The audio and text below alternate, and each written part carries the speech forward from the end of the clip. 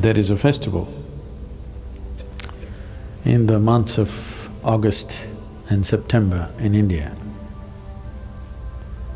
It's called Ganesha Chaturthy. It is a god with an elephant face. It was not supposed to be an elephant, it was supposed to be a Ghana. Somewhere one artist made a mistake and it became an elephant. It's called Ganapati, that means the chief of Ghanas. So, they will make an image of Ganesh with clay, unburnt, and then they will paint him up nicely. Some people do without paint, some people do with paint. And then they will worship him and huge festival, music festivals happening around him, big events. Some people build huge ones, 108 feet tall, big ones. But after that period is over, usually 1 week, 15 days, in different places, different times, then they will go and drown it in the lake or in the ocean, so that God dissolves. Create a god, create a frenzy around him, make him your entire life. For those 15 days or 1 month, there's nothing else but Ganesh. We eat what he eats, we only like what he likes, everything is about him. But then, one day we'll dissolve him. Once he's dissolved, he's done. It's the only culture which is still conscious that God is our making. So, he is the symbol of intellectual activity, because he wrote great scriptures, and the sage who dictated the scriptures to him, the challenge for him from Ganesh was, he should not pause in the dictation. He must continuously speak and he will continuously write. He said, if you pause, I won't write further.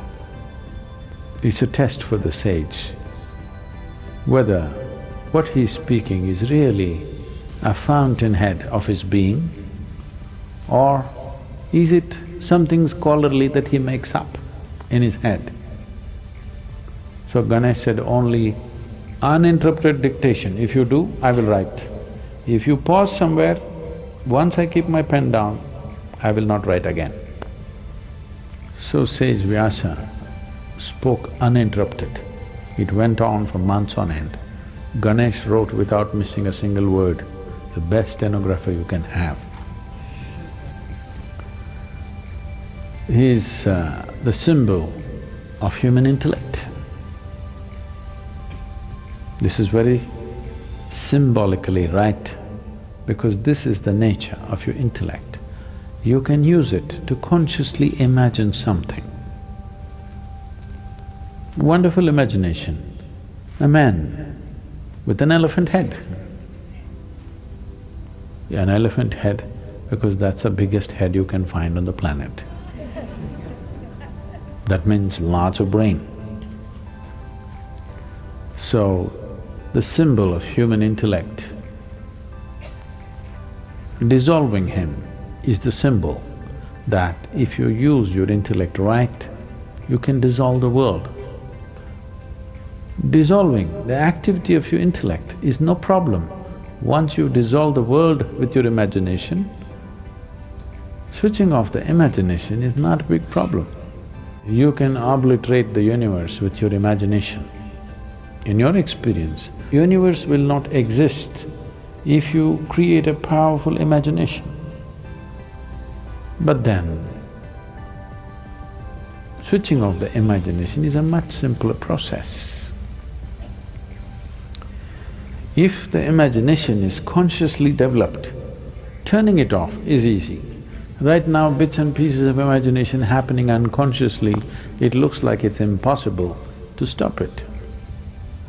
So the entire festival is symbolic of this, that we create him and you must see the festivity that happens around him. Usually he's kept in public places. In every home it'll be kept, private ones. Apart from that, on the streets, big ones, many streets will be blocked for this 15 days to 30 days, traffic stopped, everything. He will be sitting right in the middle of the street, big celebrations, music, stuff happens around it, people live around him for this period. But when the time comes, they just go dissolve him and that's about it. He's done. Next 1 year, nobody thinks about it.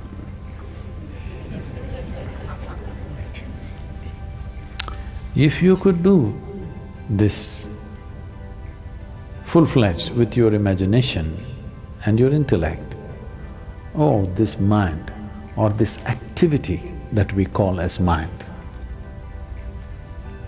I want you to get this clearly. Your mind is not an absolute thing.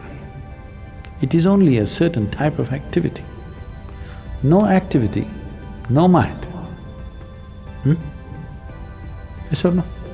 Suppose you have no thought at all right now. Do you have a mind? Oh, I have a mind, I don't have a mind. Yes, you have, because that's a thought. If there is no thought, there is no such thing as mind because it's a certain activity. Consciousness is capable of being here without the assistance of activity. Activity does not make consciousness. Consciousness makes activity. I mow the hand. The hand does not mow me.